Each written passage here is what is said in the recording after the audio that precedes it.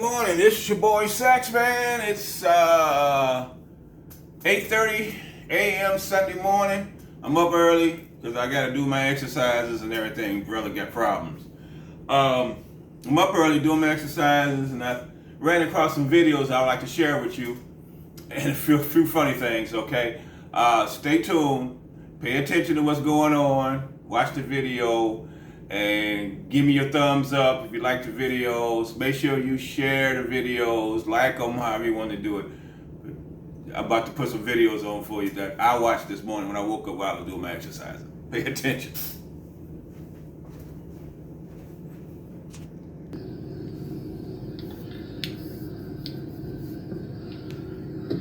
Like 6 people are shot, including a man who was just laying in bed. Nearly 30 bullets went flying in Philadelphia's East Germantown neighborhood late last night. NBC 10's Katie Zachary joins us live now at Philadelphia Police Headquarters. Katie, walk us through how this happened. Well, police tell us that an officer was assigned to that area and happened to be sitting in his patrol car just a half block away from where the shooting scene was. So as soon as he heard the gunfire, he got to the scene pretty quickly. Take a look at some video we got of the East Germantown scene that broke out just before midnight. That officer pulled up to the corner of Chew and East Sheldon Avenue. He found 5 men on the ground. All had been shot. That officer put 4 of the victims in his patrol car at the same time and drove them to Einstein Hospital. Okay. So she painted the scene for you. Our officer's on his regular beat, sitting in his patrol car. They supposed to protect us. A crackhead gets shot, a fucking sherm head died, police custody. They don't protect us. This Philadelphia, where we did a story the other day, they have over 300 murders this year. It's September. 300 murders this year. They average 300 for a whole year. They have 300 already. 4 teenagers were shot the other day, 2 killed. Mass shooting. The next day, they have another mass shooting. This one. The officer's sitting in his car, protecting the neighborhood. Niggas don't care. They still shoot up the block. He comes to where the shooting's at, turns on his siren, which a lot of y'all don't understand this too. And there's a lot of squares out here that don't understand it because they just have no context. These liberal squares have no context of anything.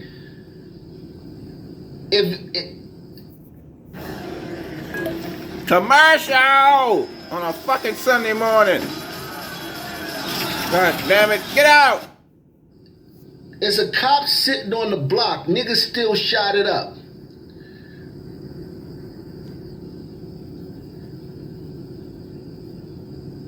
He turns on his sirens, goes up the street to the scene. The only reason those guys left and probably didn't stand over each one of those guys and Eric Holder them is because the cop was in the neighborhood and he turned on his sirens and rushed to the scene.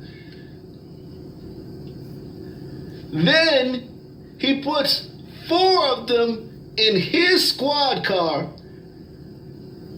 4 bloody mess, 4 bloody Negroes he never met in a day in his life before, just laying on the ground shot up. He picks up 4 bloody Negroes, throws them in his car, and speeds to the hospital. And if one cop on his force, they find a tweet from that cop when he was in high school.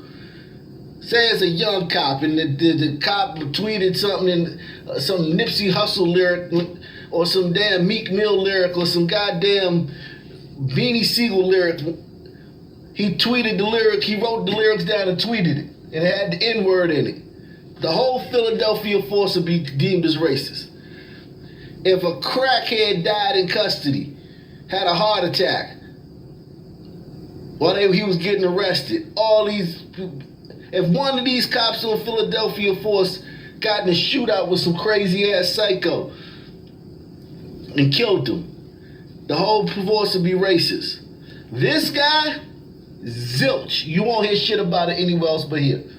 This is the only channel you'll hear about this case. The black community won't say, damn, who's that officer? He might be a black guy, he might be a white guy, whatever. Who's that officer? We need to find out who that guy is. Because remember, if these guys were on the streets slanging, pumping drugs in their community, robbing people, it don't matter. Right? Because if they would have got killed in the midst of that, it wouldn't have mattered what they did. If they were sexually assaulting black women, it don't matter. So I don't want to hear about, well, these guys, they was probably street guys on the street corner. It would have been better if he didn't let them die. Because they didn't. No, you don't get to do that. When the cop killed one of these crackheads, one of these meth heads, one of these drunks, one of these sherm heads, been arrested 30-something times. You don't get to protest and tear up the city, and then when a cop does this, you don't hear a peep about it. And they were just thugs anyway, man. No, you don't get to do that. Another officer arrived before midnight. That officer pulled up to the corner of Chew and East Sheldon Avenue. He found 5 men on the ground. All had been shot. That officer put 4 of the victims in his patrol car at the same time and drove them to Einstein Hospital. Another officer arrived at the scene and drove the 5th victim to the hospital. While all that was happening, paramedics were called to a second-floor apartment in the area where a 6th victim from this shooting was in his bed. He had been shot and injured in the groin from a bullet that went through his apartment wall. All the victims in this shooting have either serious or critical injury. I hope that you don't think it's too forward of me. Let's get into this. Ladies and gentlemen, I was up last night trying to go to sleep, looking through the Twitter sphere, and I saw this video. That's probably the most disturbing video I've ever seen in my life. Let me not be exaggerating. It's stupid. It's ridiculous. This woman is ridiculous. And black folks, let me say something. Come here real quick. Come here, let me talk to you. Can you stop doing this? You making us all look bad. Because I swear when people see black folks acting like this on an airplane and calling out white privilege, you white people, you can't tell me what to do, you oppressive. When they do this, when I get on a plane, I have to show people that I ain't dumb like the rest of them ignorant you know what. So stop doing this because you're making us all look bad and making us look weak and soft. These white people are trying to get on about their day, and you want to confront somebody in a thing pushing racism and fake white supremacy. But I want y'all to watch this video so you can see exactly what I'm saying. Now, we're going to probably blur out the curse words so they don't ban this thing. And if they ban it, we're just going to put it on TatumReport.com. Y'all can go over there and watch the full thing, unedited.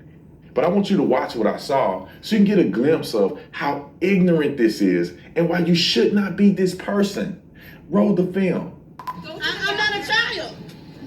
I'm grown. I'm trying to use the bathroom. The lady is coming. I see the bathroom. Now she needs to get to her door. Can I get to my bathroom? No. What do I gotta listen to? Nobody's blocking you. What I gotta listen to? Are you my boss? You are white privilege. You're not my boss. Sit down. Sit down. You're not my boss. And you're not my boss. You're white privilege. Sit down. You don't have privilege over me. Oh, I don't. Thank you. Was I right or was I right? This is not the way you behave. And this is the rhetoric that has been spewed on television by activists that is just out of control. How do you fight racism with racism? I don't understand that fight. That's like saying, I'm gonna fight fire with fire. You're not gonna use an extinguisher. You're not gonna use water. You're not gonna use tactics to smother out a fire. You're gonna fight fire with fire. You know what's gonna happen to that fire? It's gonna get bigger. And actually, you're gonna catch yourself on fire trying to fight a fire with fire. And you're gonna catch yourself up in racism, trying to fight racism with racism. I wish that we would learn some level of decorum, some level of understanding of one another. When I was at church, I did a debate the other day. It wasn't a debate, it was a conversation with me and another pastor. And we disagreed on fundamental issues here and there. Some things we did agree on. Maybe a lot of things we agreed on. Some things we disagreed on. But the reason why we were able to have a conscious, reasonable, productive conversation is because we first acknowledged that we are men of God first, that we're connected on that level first, and that I respect you, I love you as a person first. And then if I disagree with you, I just disagree with you. And if my argument is better than yours, I'm going to exploit you based on a legitimate articulation of facts. But I don't need to bludgeon you and cuss you and paint the picture of all of y'all the same way.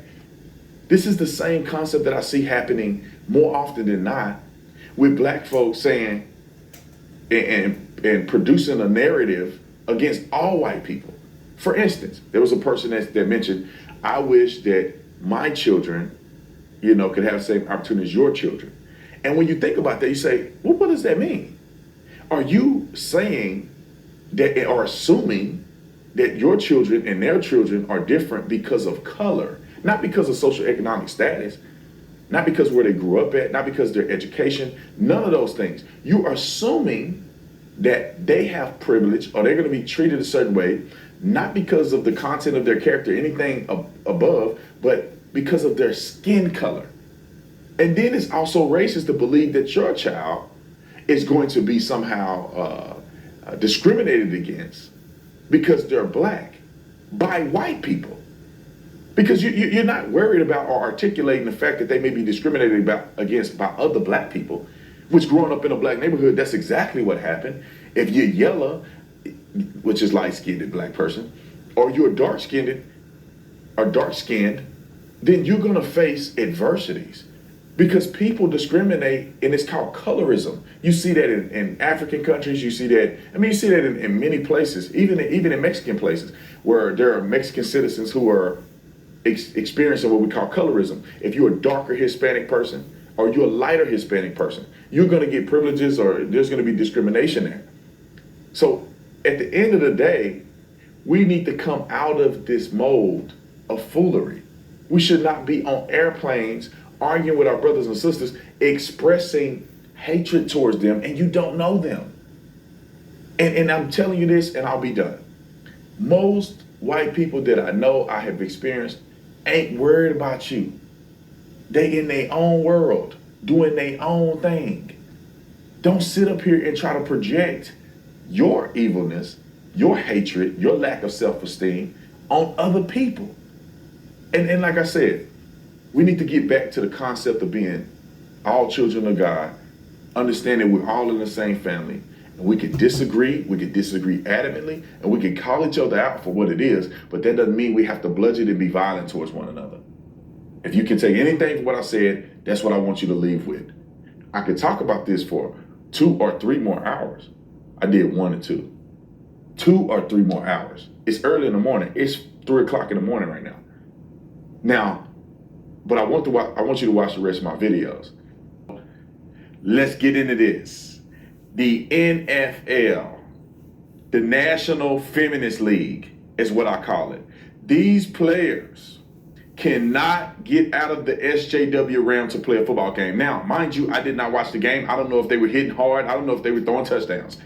All I know is that people were commenting on the way the NFL handled the national anthem.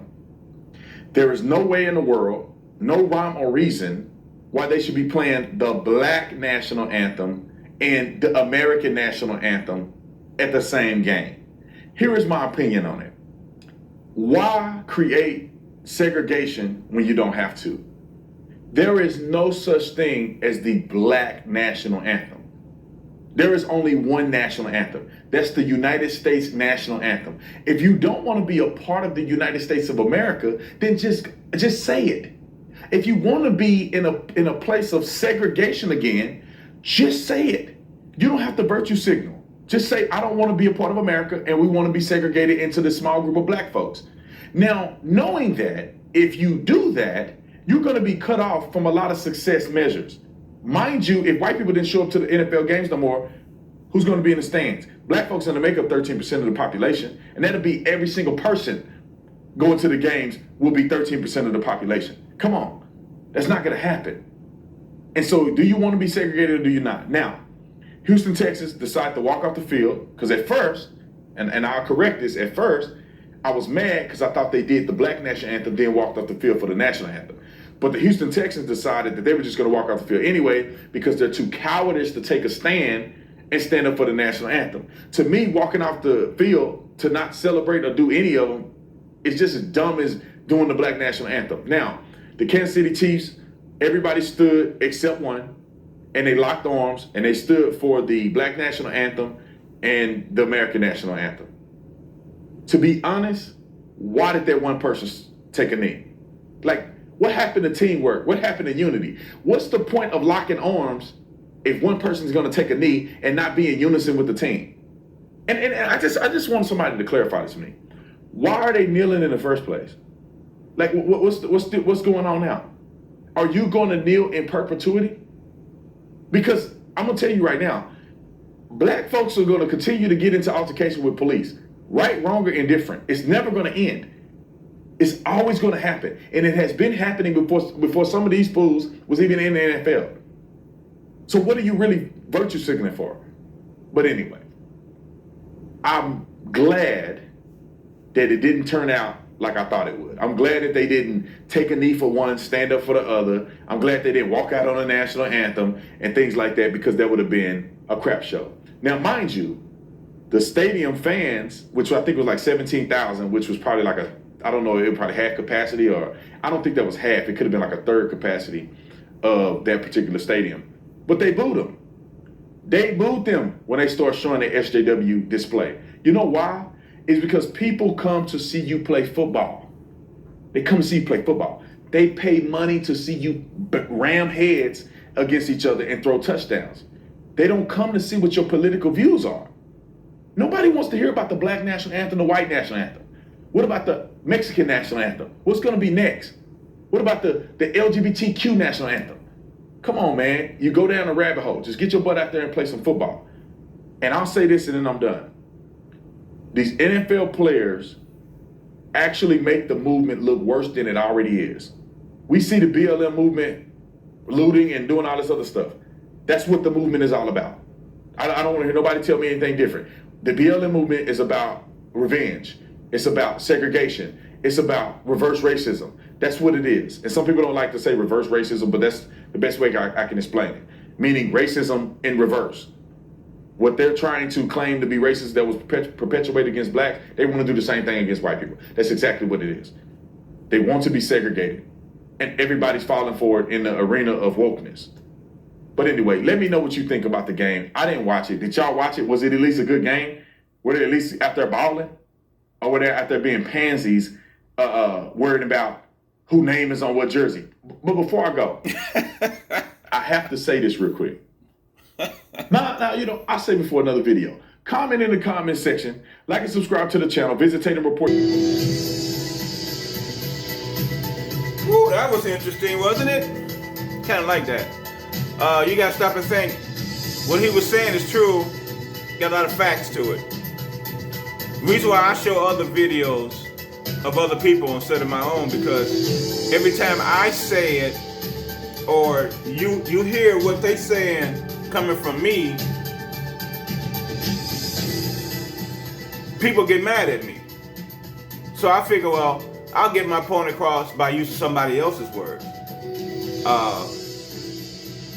I lost friends for saying the same thing that he said, showing everything that what other people, all my videos, they're just speaking for me. So y'all can't say Saxman said it. You're hearing it from other people that have the same opinion and explaining the same thing that I'm doing. So that's why I put other videos up of other people explaining how I feel and my thoughts. So you can't say it's coming from me. But you still get the message, because it's based on the messenger. Y'all look at the messenger and don't listen to the message. I'm trying to get people to understand the message and not the messenger. Y'all focusing on me and hating me, and it's going, the message is going right over your head. So that's what I'm putting up. Make sure you go on YouTube, subscribe to my channels. The Saxman Russaw Show, the one you're watching now. Saxman Russaw on duty, which is me on duty. Put the videos up when I'm out on the job working. Make sure you subscribe to both channels. Like, because I got a lot of views but very little likes. Hit the likes. If you don't like it, hit the thumbs down. At least let me know that you're paying attention, you're watching my shows. So do that for me, I appreciate it. If you want to support your boy, hit me on Cash App. I can use a few dollars, to help me with putting the show together. Hit me up. It's the cash sign Saxman Russaw on Cash App. Hit me up. Throw a couple dollars towards your boy. See if you can help me out get some more equipment, and I can do a better job with this show. So pay attention to a lot of my videos. And this is your boy Sax. I'll talk to you later.